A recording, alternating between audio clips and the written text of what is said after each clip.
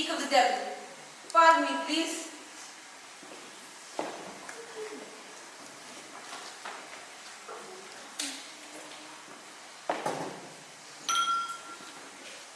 Hey, I've got an idea.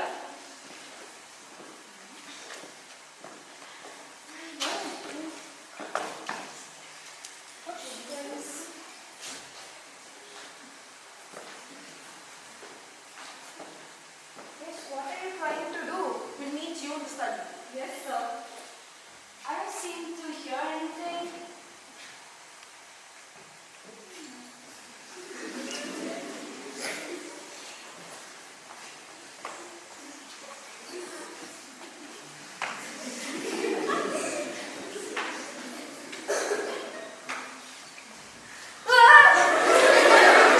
Well, look, who's back? We were just playing a game, I suppose, mister. Hello, Wadsworth. I never knew there was another door. Oh, for goodness sake! Who was at the door? I demand you. Shall we move to the study?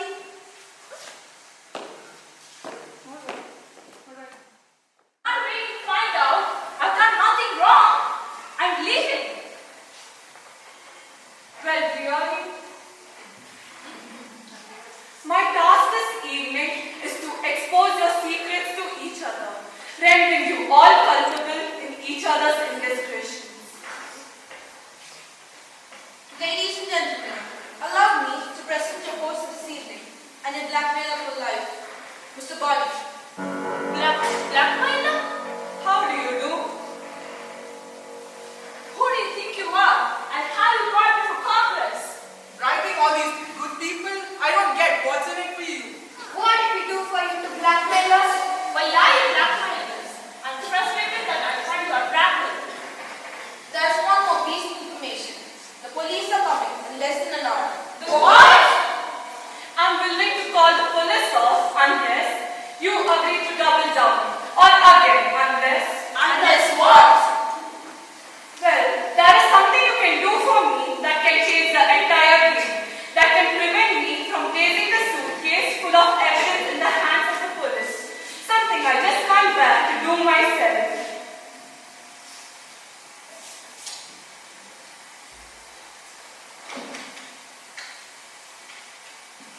What's this, sir? Packages? Wadsworth, will you please see to it that each guest receives a gift?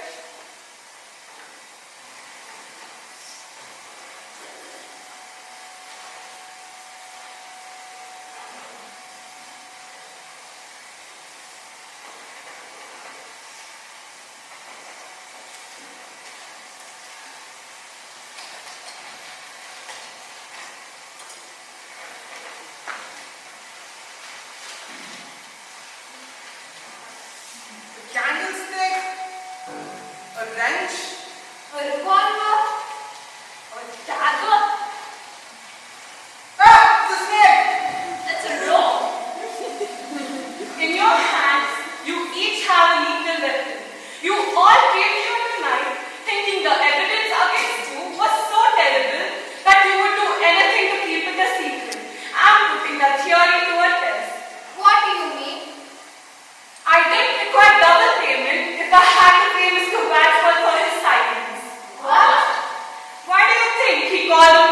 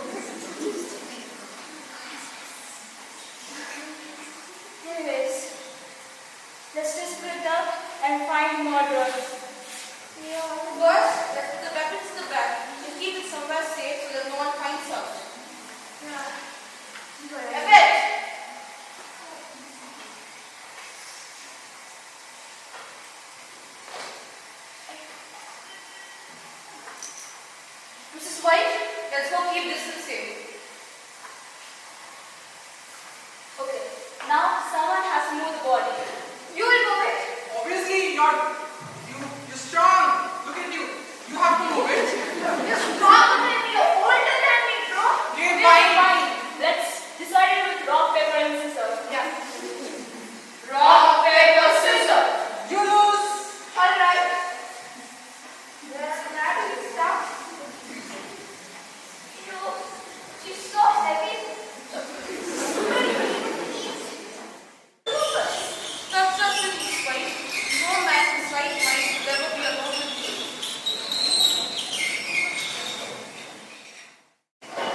I would know if I knew it. Well, the lights are off. Just turn them on. I would, but I can't see anything. Well, I'm just gonna have to feel my way around. A table,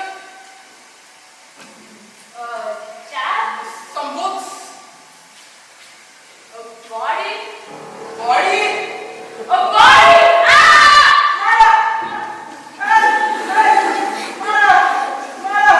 Let us in, let us in. Let's go, let's go. You can't joke. Door's locked. You got the motor's thing? Just open it, you expert. That's right. I did have the key, but no, I don't. It's gone. It's Gone. I have an idea. Well, I'm just gonna have to break down. I'm over. You can come out now. The door's open.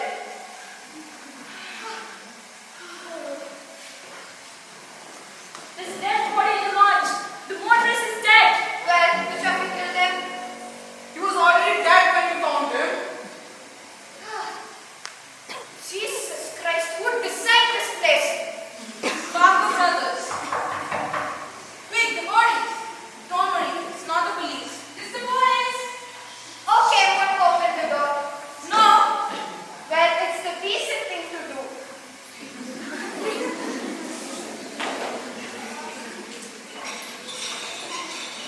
Good evening, sir.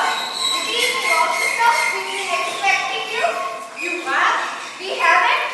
I got a tip about an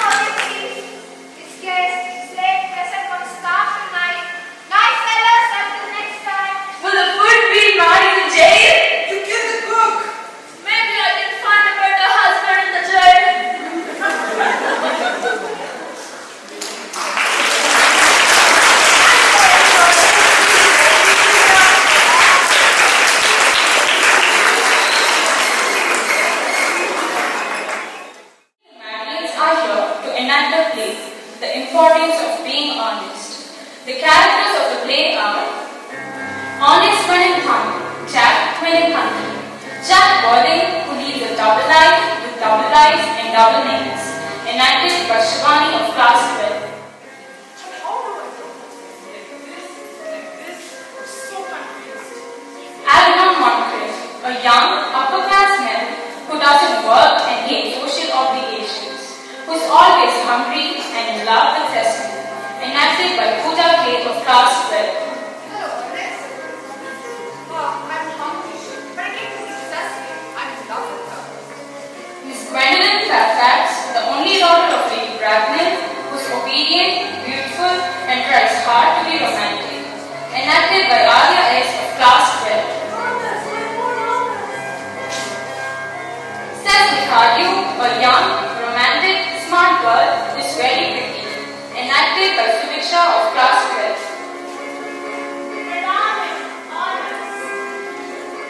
There is no love story without a stubborn old lady interfering in it. Lady Bracknell, mother of Gwendolyn Fairfax and aunt of Algernon. Enacted by Ikantika of class 12. I want to approve of any marriages at all. Miss Prism, the educationist and the caretaker of Cecily Cardew. Enacted by Niharika of class 12. Cecily, learn your German grammar. Dr. Chosville, a very loyal rector. Enacted by Harshini P.T. of class 10. Is there no precedent today? Merriman, the faithful butler of Mr. Worthing. Enacted by Harshini of class 12. The honest birthday is on the way. Lane, a young man who works for Mr. Algernon Moncrief. Enacted by Shivadashini of class 12. Mr. Moncrief is waiting. And now, Brandon, in the carriage. Certainly, ma'am.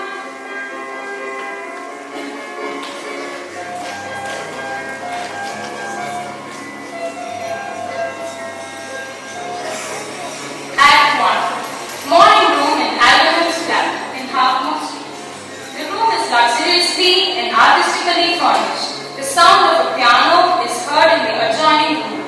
Lane is arranging afternoon tea on the table, and after the music has ceased, Algernon enters. Like to listen, sir. Speaking of it, have you got the cucumber sandwiches cut for Lady Bracknell? Yes, sir.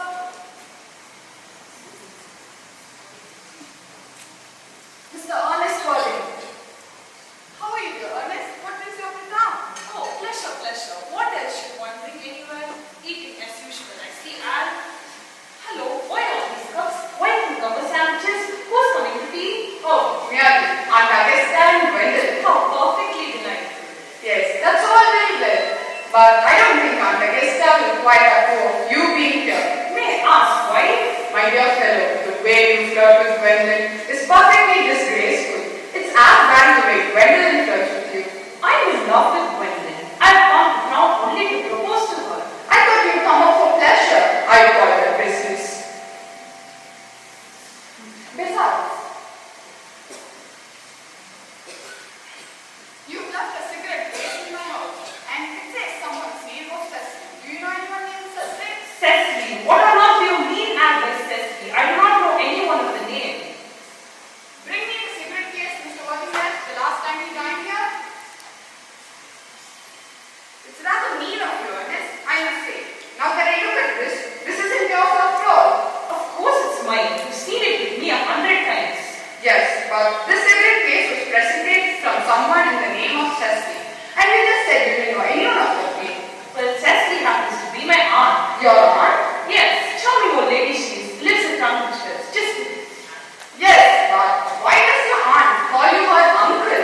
From little Cecily with fondest love to dear Uncle Jack. Besides, your name isn't Jack at all. It's Ernest. is it Ernest? It's Jack.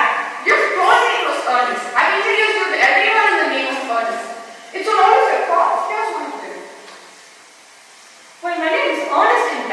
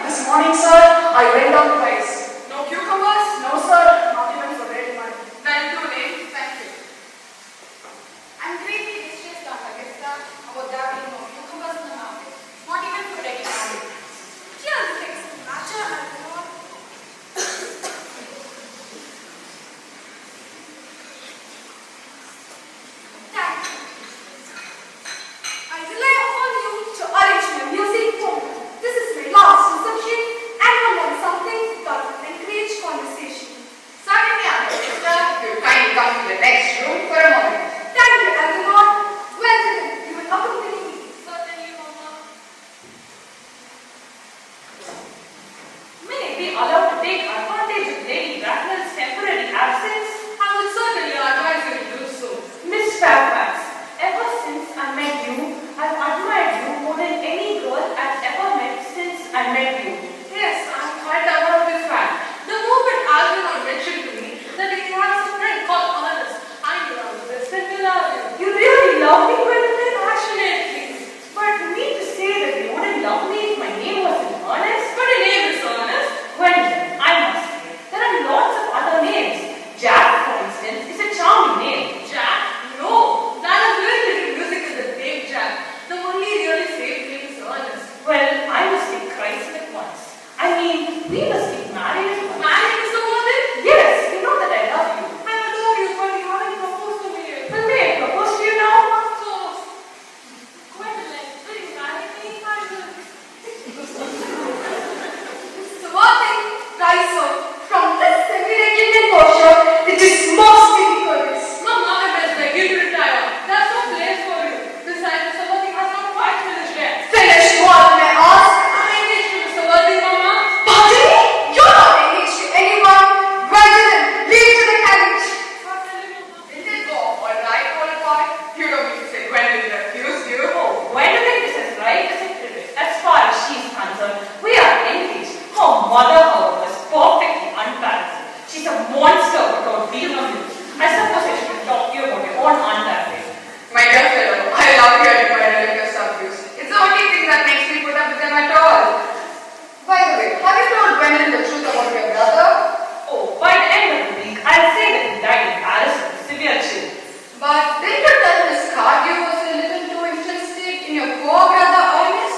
Won't she feel this loss a great deal? Cecily's not a silly romantic girl, I'm glad to say. I'd rather like to see Cecily. And I will take very good care you never do. Gwendolyn, Upon my word, I'll kindly turn your back. I have something very particular to say to Mr. Worthing. seriously Gwendolyn, I don't think I can allow this at all. You always adopt a strictly immoral attitude towards that. You're not quite good enough to do that. Honest, we may be never married. From the expression on Mama's face, I clearly understand. Gwendolyn, what's your address in the country? The Manor House, Fulton, Hertfordshire. That's a good postal service, I suppose. I'll communicate with you daily. Good. I'll leave it turned around now. Thanks, I've turned around already. You may also ring the bell. You at least allow me to accompany you to your carriage. Certainly. You should probably pack your suits and all your smoking jackets. Yes, sir.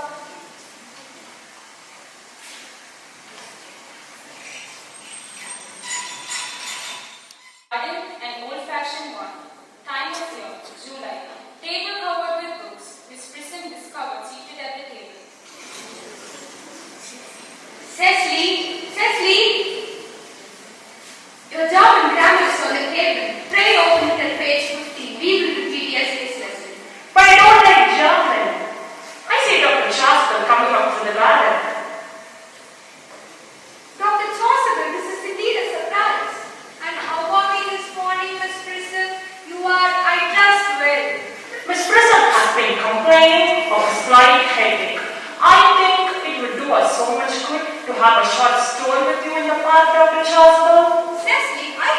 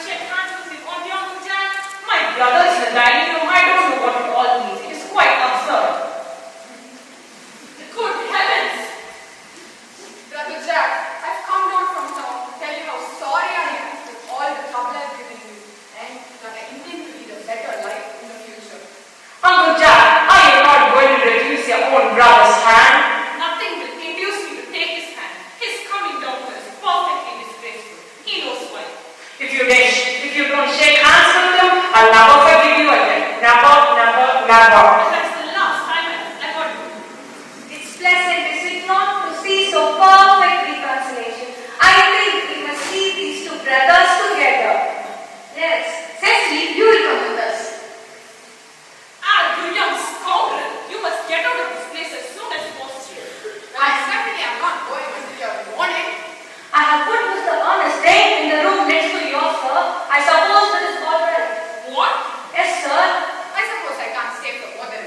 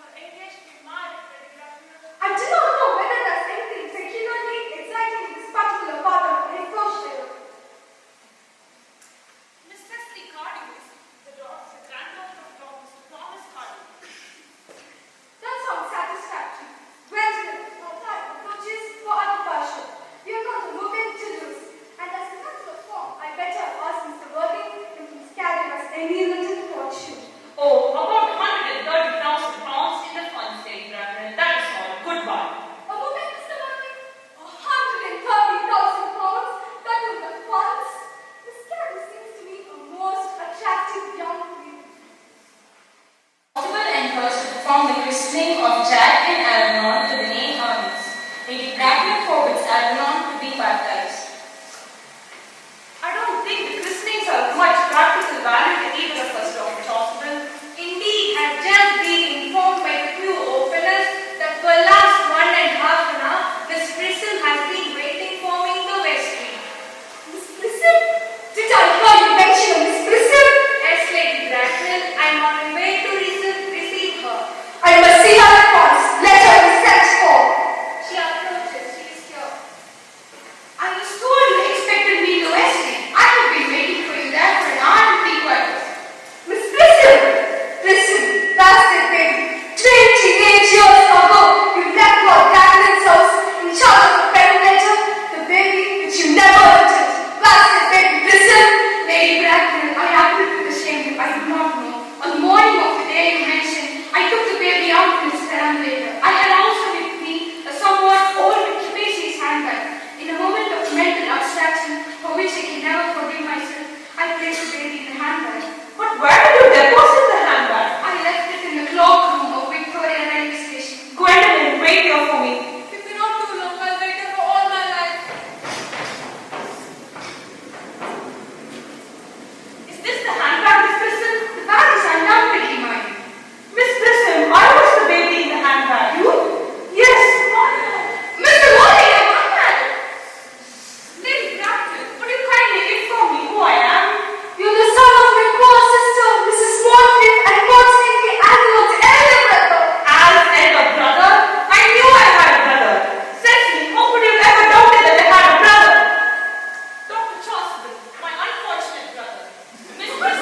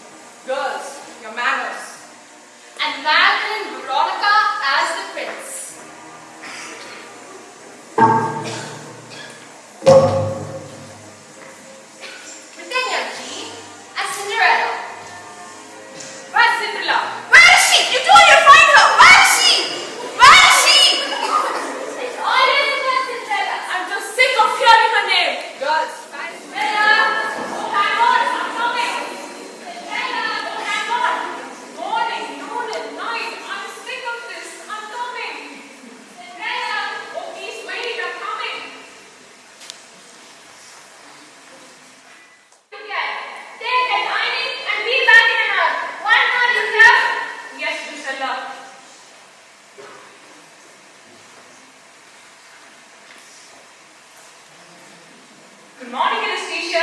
Well, it's about time. Don't forget the building and don't be all day doing either.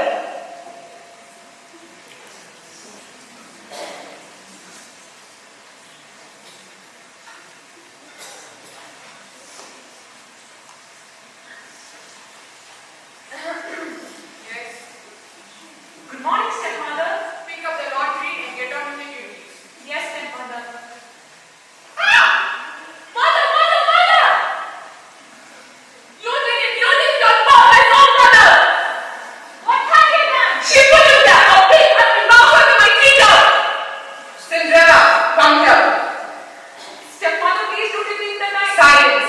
Oh, now she has all the time in her hands. But I was only trying to. Hold your tongue. Time for vicious practical jokes now.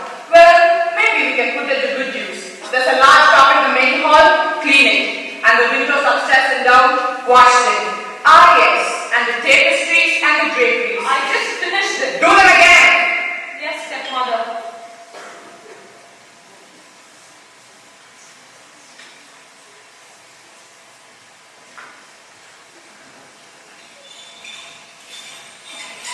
Everyone orders me here. There's nothing I can do about it. But well, that's one fact. No one can stop me from dreaming. And, well, one day, my dreams will come true. Son has been avoiding his responsibilities long enough. It's high time he gets married and settled down. Of course, Your Majesty, but we must be patient. I'm patient enough, but I'm not getting any younger more. I want to see my grandchildren before I go. I understand, sire. No, you don't know what I mean. Only see your child grow farther away from you. I'm lonely in this solid palace. I want to hear the pitter-patter of little feet again. Now, Your Majesty, but maybe if we just let him alone. Let him alone with his silly romantic ideas. But sire, in matter of love, just upon meeting a girl under right conditions, then we're arranging the conditions. But Your Majesty, the prince should suspect. Suspect? Look, the boy is coming home today, isn't he? Yes, sire. What could be more natural than a ball to welcome his return? Nothing, sire. And if all the eligible maidens in my kingdom just happen to be there, why, he's going to show interest in any one of them. Isn't he? Isn't he? Yes, sire. The moment he does so, soft lights, romantic music, all the trimmings, it can't possibly fail. Can it? Can it? Yes, sire. No, sire. Very well, sire. I shall arrange the ball for tonight. Tonight, and you will see that every eligible maiden in this kingdom is there. Understand? Yes, Your Majesty. Sweet nightingale, sing, sweet nightingale. Yes. It's an urgent message from the Majesty.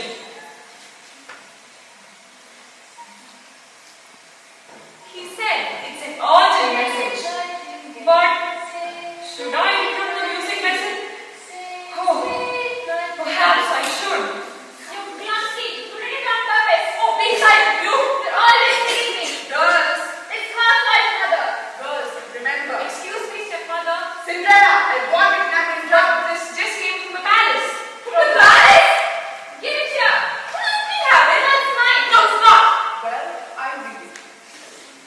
There has to be a ball. A ball? In honor of His Highness, the Prince. Oh, the prince! And every eligible maiden in the country is to attend. Why, that's us! And I'm so eligible! And I can go as well. Ha! Why dancing with the prince? I'd be honored, Your Majesty. Would you mind holding my blow? Oh, well, why not? I'm yet a member of this family, and it says, by royal command, every eligible maiden is to attend. Well, I don't see why you can't go. If you finish all your duties by then, and if you can find something suitable to wear. Oh, sure, I will, I promise. Thank you, stepmother. Mother, do you realize what he just said? Of course, I said if. Oh, if. It was my mother's. Oh, perhaps it's a little old-fashioned.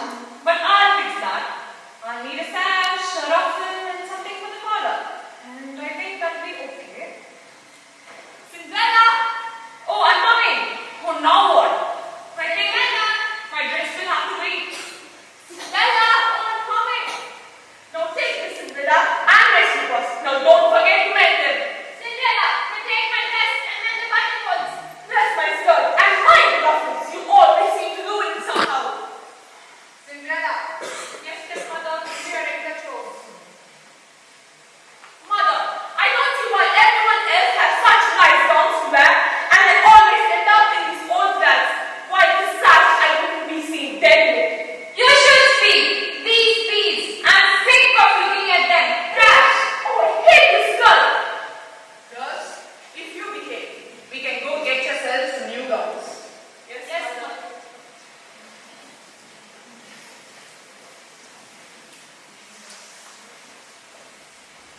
Mother, the carriage is here.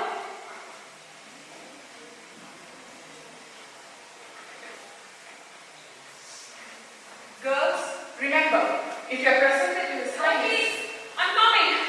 Mother, don't you think this is lovely? Cinderella, Mother, she can't. you wouldn't dare. Oh, no. You can't let her. girls, after all, we did make a promise, didn't we, Cinderella? And I never go back on my word. How very clever. These beads give the right amount of touch. Don't you think, Lucilla? No, I don't. I think she's... Oh, why you little thief. Give it here. They're mine. And that is my sash, mother, my sash. Give it here. They're mine. Give it here. And my ribbon. Girls, that's enough. I wouldn't want you upsetting yourselves. Hurry along now. Yes, mother.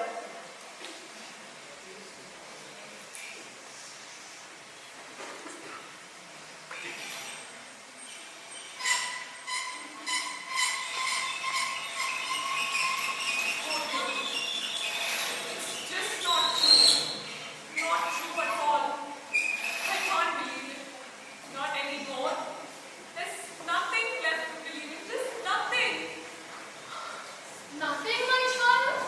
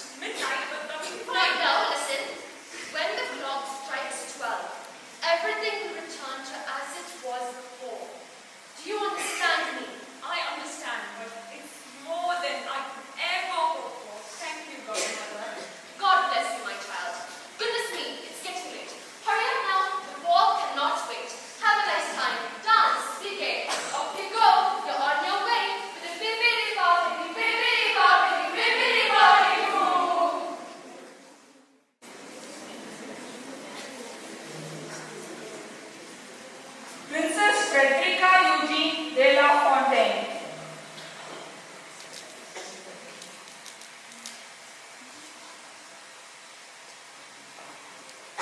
The boy isn't cooperating. I can't understand. There must be at least one who'd make a suitable mother. Sire, a suitable wife. The Maraboises, Anastasia and Rizella Tremaine, daughters of Lady Tremaine. Well, it might seem so, Your Majesty. I did try to warn you, but you have already imagined the entire scene. The young prince suddenly stops. He looks up, and there she stands, the girl of the street. A pretty thoughtful fairy tale inside, but in real life, oh no, this photo took failure. Failure, right? Ha! Take a look at that pompous queen bag. Who is she? Did you know her? No, sire, I've never seen her here before. Well, now for a good night's sleep. Quite so, I believe I can. Well, you will stay here, right here, and see you're not disturbed. If the boy proposes, notify me immediately. And remember, if anything goes wrong, Who is she, mother? do we know her? Not I, but there is something familiar about her.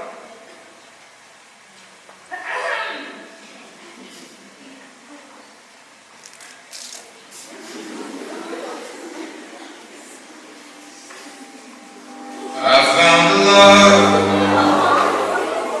for me.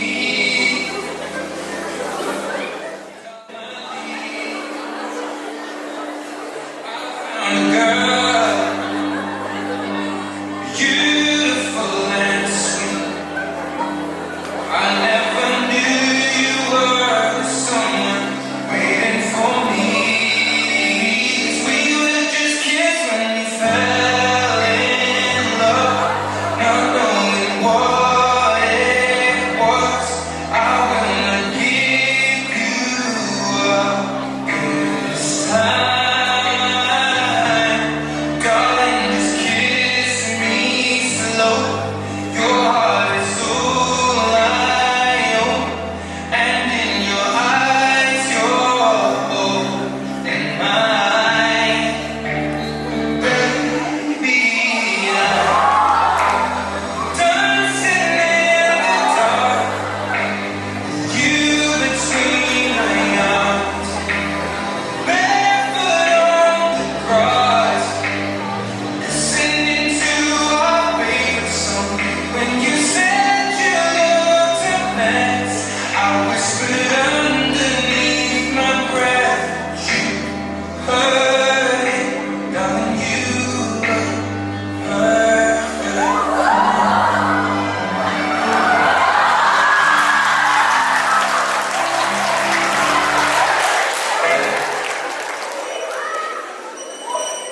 It's midnight. What's the matter? I have to meet you. Yes, yes, yes. But, oh, the prince. The prince. But didn't you know? I didn't get to meet the prince, but I have to leave. Oh no, you can't leave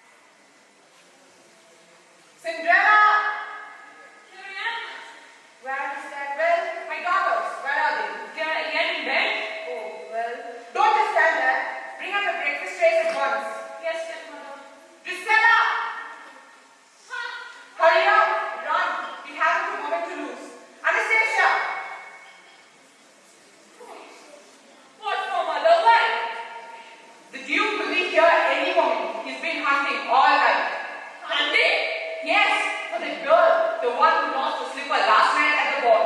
They say he's madly in love with her. The Duke is? No, the Princess. The Prince. You clumsy little fools. Clean it up and help my daughters to dress. What for, Mother? Well, one of you still has a chance to get him. What? One of us? Yes. No, not even the prince knows who that girl is. The only clue is a glass slipper. And he has been ordered to try it on every single maiden in the country, and whoever fits in it shall be the prince's bride. His bride? Yes, so hurry up. Cinderella, get my dress today right now. Cinderella, never mind her. Nineties right away. Not after she's done my shoes. Nineties. After she did my dress. A dress? Oh, a dress. We must get dressed. The Duke can't be reading this. What's the matter with her? Wake up, you foolish. Mother, you see what she does there? You can't let her run.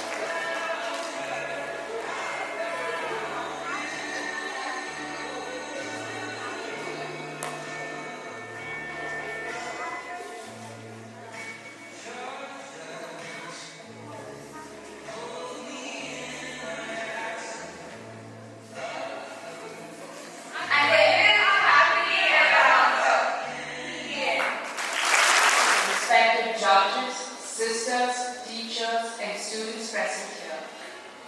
We the Tresians are here to present to you with a hilarious murder mystery, a play within a play that goes wrong. The characters of the play are Charles Havisham, enacted by Tsunami.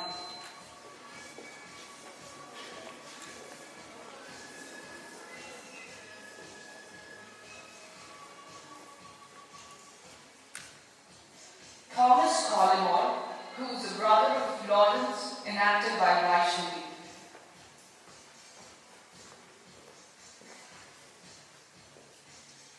Inspector Carter, enacted by Mahima.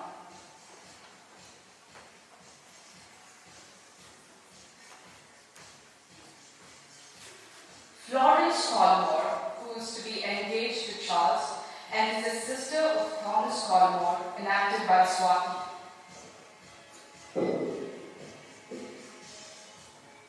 Cecil Havisham, brother of Charles, enacted by Nachia.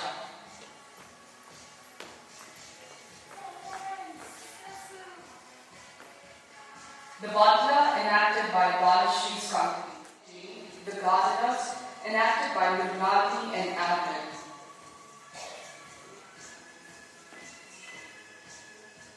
Annie, enacted by Jane.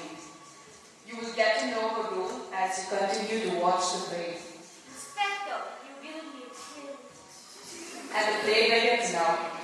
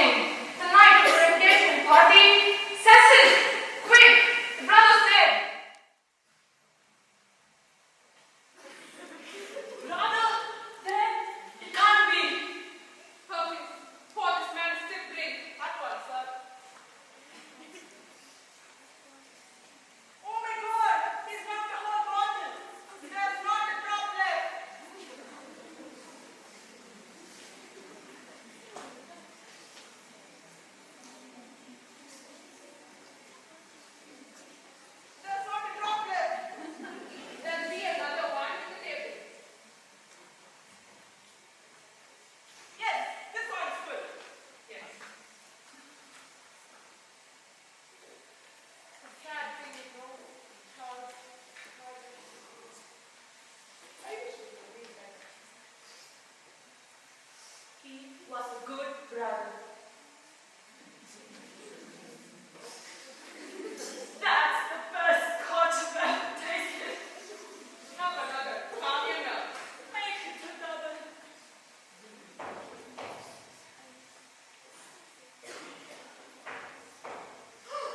The inspector! Thank heavens, he's here. Who? What jealous snowstorm? I'm Inspector God. Take my case. As you know,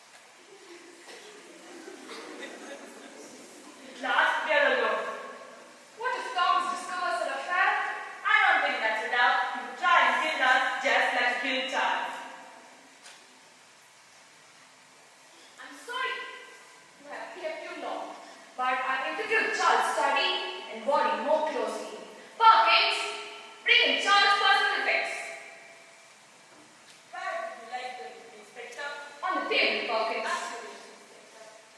And Perkins, I would like to talk to you.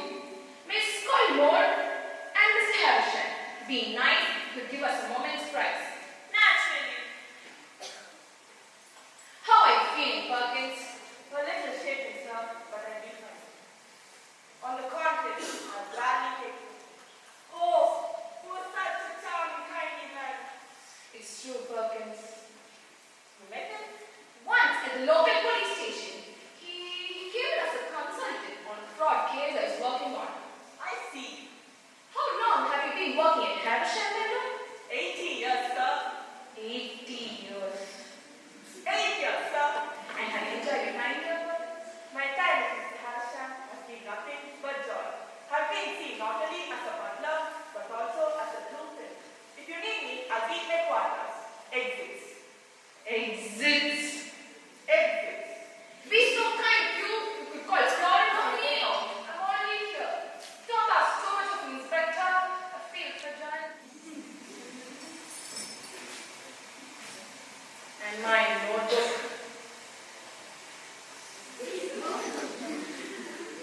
I knew I left them somewhere here. I would like to talk to your sister, Thomas. Very well. I'll be in the library, Florence. Don't fret, Miss Collymore. My questions to you will be up to the point. First of all, how old are you? 21. And I'll take note of that. When are you to be married? In the new year. When we first meet? Only 7 months ago. But my brother had known him since school. He introduced us at a local gala and it was love at first sight. And I knew from the very first moment we saw him that he was the man I wished to marry. I think that's enough of no taking fond now.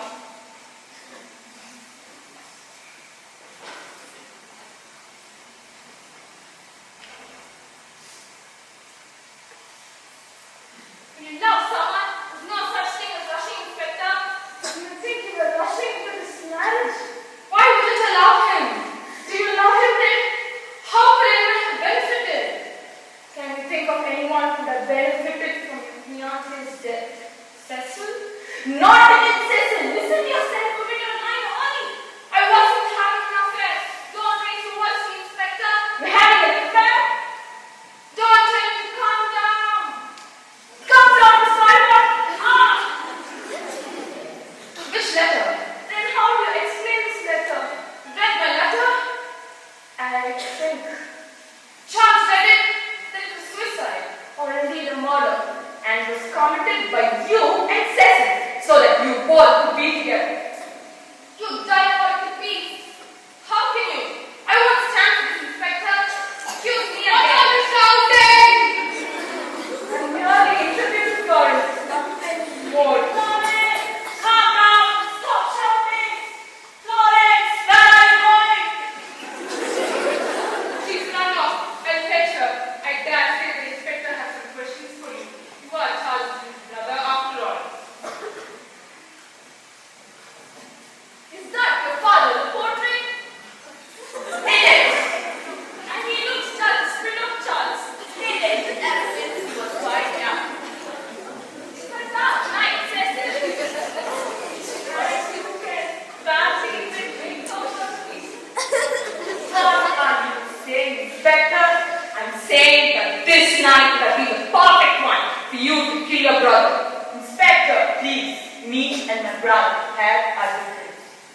And yet you had a fabulous fiancé? Well, bravo, Inspector, very good. You found out about Florence and I. But it proves nothing. He didn't have a thing, it proves nothing. He didn't have a thing to do with Charles' murder. But Thomas Collymore did. You know he's a very dangerous man with the devil of temper, and Florence is his sister. Thank you, Mr. Havisham, for being most helpful. I would like you to call Thomas on the way out. At once, Inspector. Who could have killed Charles? Everyone seems to be guilty. A letter. I know there's a letter somewhere.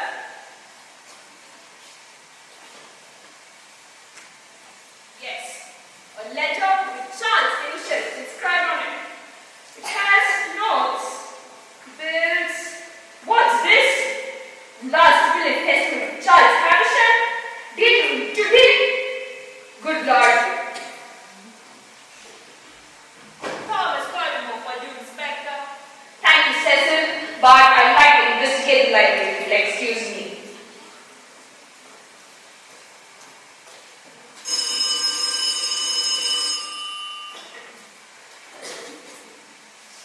Hello? Thomas Collins speaking. My discrepancy? What of it? 9,000 pounds? Gone? Gone where? But it's my money. What's your name? If it's right, I'll make that up.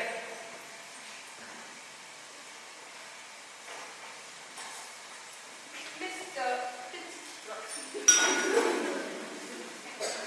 You call your superior and you let me know, ma'am, my money is gone. And then you call back. You don't, I will come and find you and I will murder you. What is it, Colliver? 9,000 pounds were taken from a private savings account. What a costly evening. Thomas, I have a confession to make.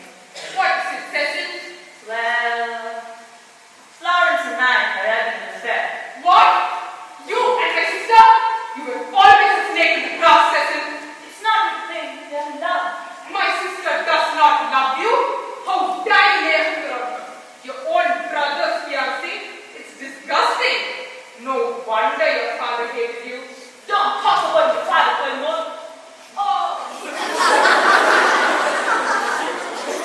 I have come to you. Answer to me for your indiscretion. Price what? A God.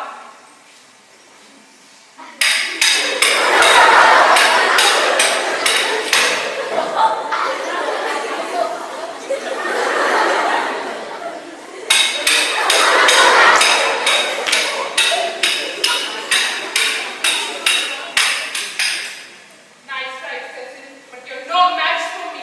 So sometimes I forget you're Charles' little brother. You're so pathetic. It was always so quick and nice to have Colliver. No, there's no doubt who killed Charles anymore. It was his vile little brother, in a jealous fit of rage. You'll be sorry you laid a finger on my sister Havisham. You'll be sorry.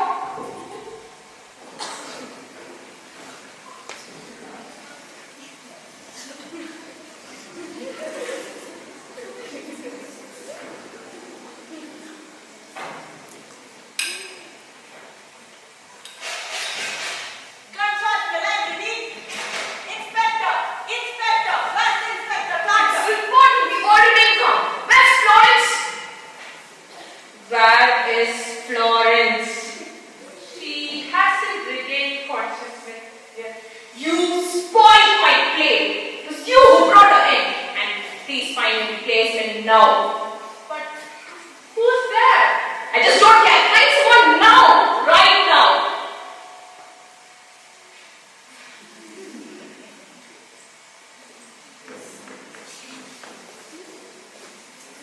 You have the same colors.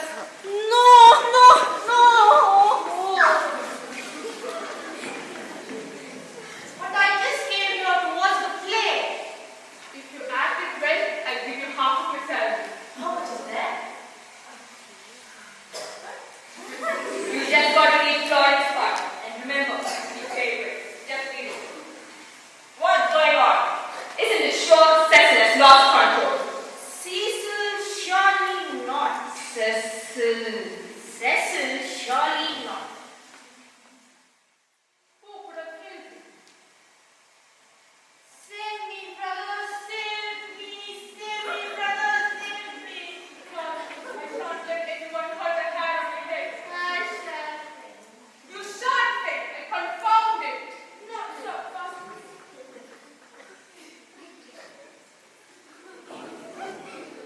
We're all going to survive tonight. You hear me?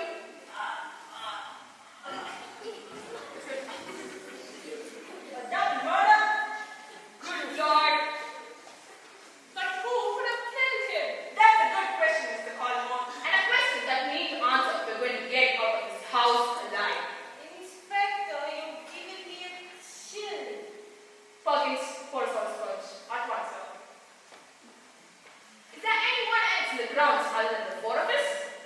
The gardener left at 6 and the only other member of the staff is Percy. Does anyone else have access to the grounds? I'm the only one with the master key, and that's instructed and dog will go into the house as soon as you enter. Then who would have killed him? That's a good question, Mr. Colmore. And a question that we need to answer is going to get out of this house alive. Inspector, you've given me a chill. Perkins, pour us all another scotch. I tried, sir. Is there anyone else in the house other than the four of us? The gardeners, you see, they left at 6. And the only other member of staff Perkins. Anyone else have access? Anyone else have access to the grounds? I'm the only one with the master key, and that's instructed and dog will go to the house as soon as you are there. Then who could have killed him? That's a good question. Nobody could have killed him except the people in this room. Yes. Good God, I'm filled in a room full of murderers. By the way, please carry the body out.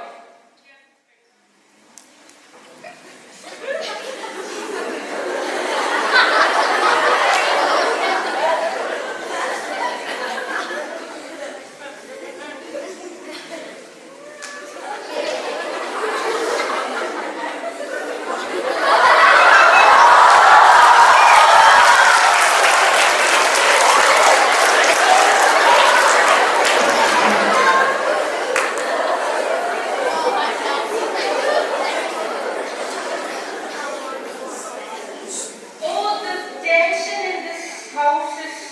Oh, the tension in the house is. Oh, it's tense. Sonny, how are you feeling? I'm great, yeah, I'm really good. That's dreadful. Dreadful. I want to die.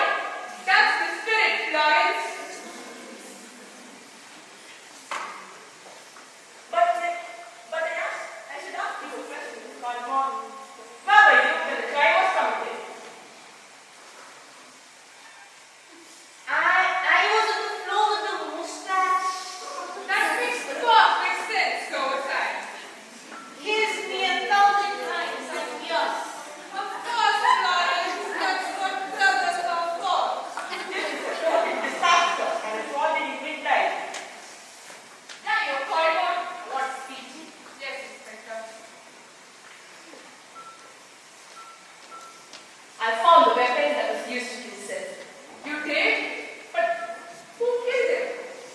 I was hoping that you would be able to tell me that after our friends, Thomas. I was down in the kitchen getting my sister some refreshment when I heard the gunshot. Besides, why would I have the motivation to kill Charles? Don't play the fool with me, Thomas. You shot Cecil, and you know that wasn't the plan. Anyway, I have something to show you. What's it? It seems that Charles has changed sole beneficiary of his inheritance. Who has he changed the beneficiary to? Who has? Good Lord! He's leaving it all to Perkins! That's right, and the time has come to make Perkins confront what he has done. That's right. It's got named in the grounds with Jane when we got stuck in the store and couldn't make it home. Good heavens, Arthur, come inside. You won't believe the nightmare which has been going on. How do you mean? Mr. Havisham and his brother have been murdered. Charles Havisham? Heavens, nothing strange going to have seen in the ground this evening. A mysterious figure stood by the shrubbery that stands outside his very room, and I noticed that the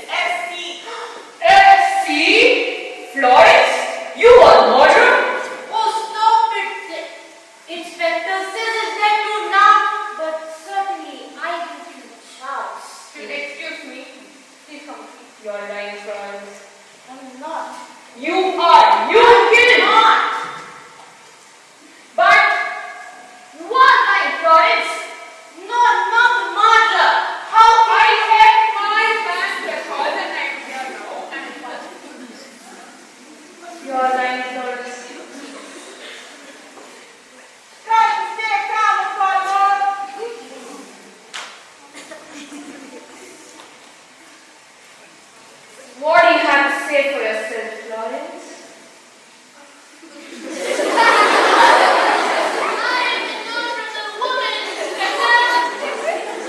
Did you enjoy killing your husband?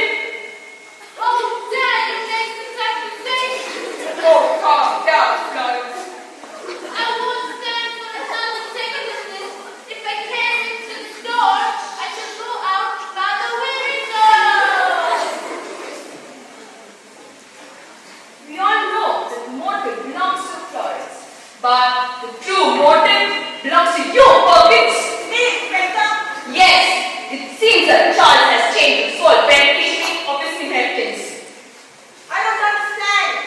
Save your pleadings to the police station, Perkins. Handcuff him, Thomas. Yes.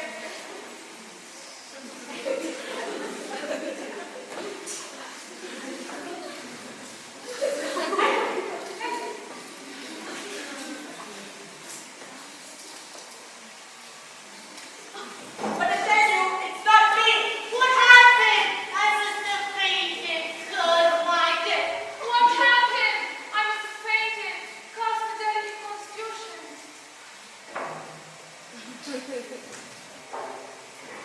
You did faint, Florence. We have learned that Perkins has committed a murder. Perkins, but he's such a kindly old man. Oh, I tell you, I didn't commit the crime, but I know who did it. Who? Inspector Carter. Poppycock. Charles found the reason why no others had been named because the man committing the crime were yourself. You were the...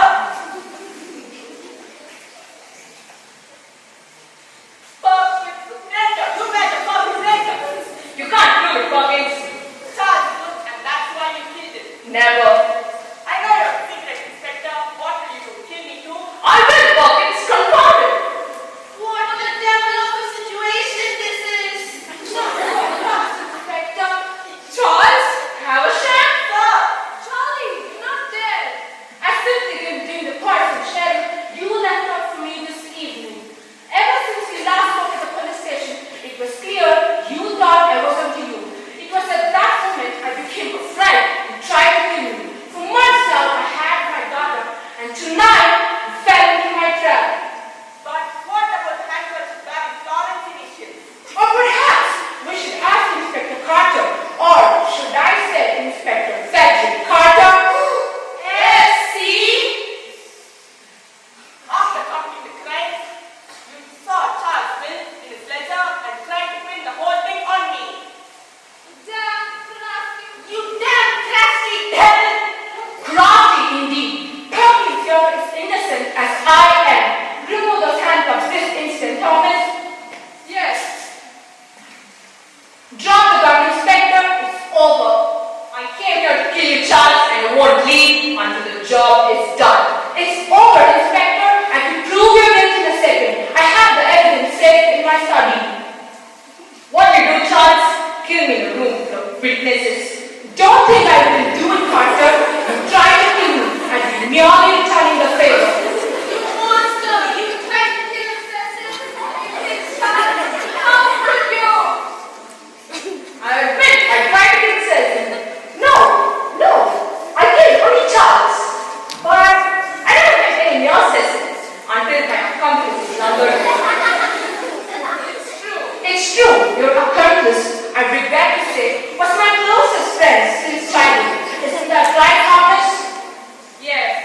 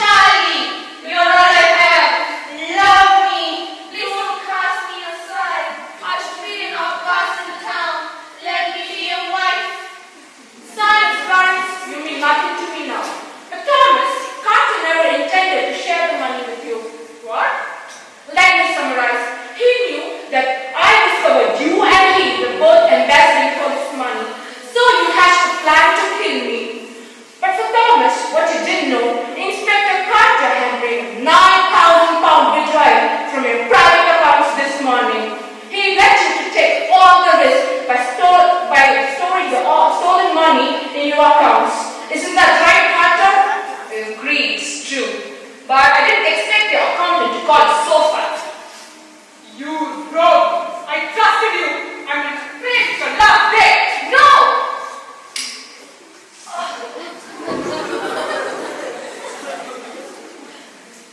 Thomas, there is a glass of sherry next to the telephone.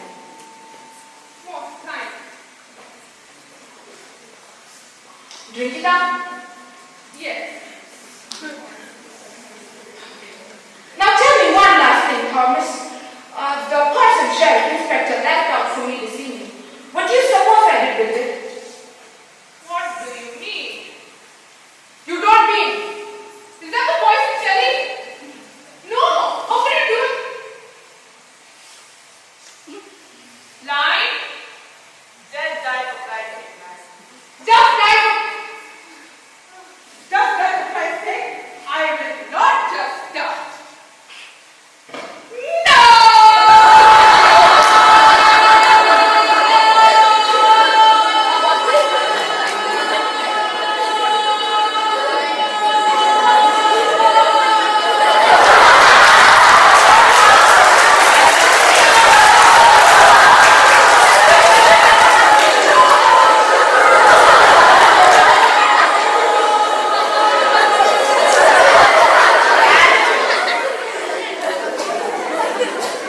Oh, how I wish this would have ended. The life this time has that distance ending.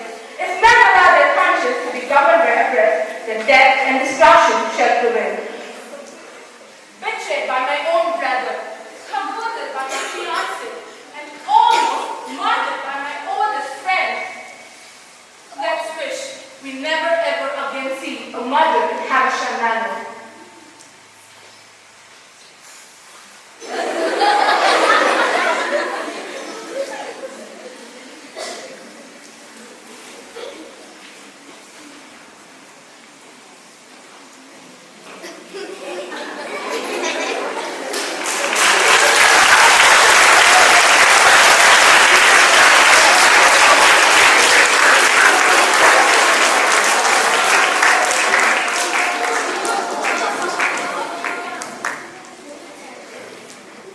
Ready?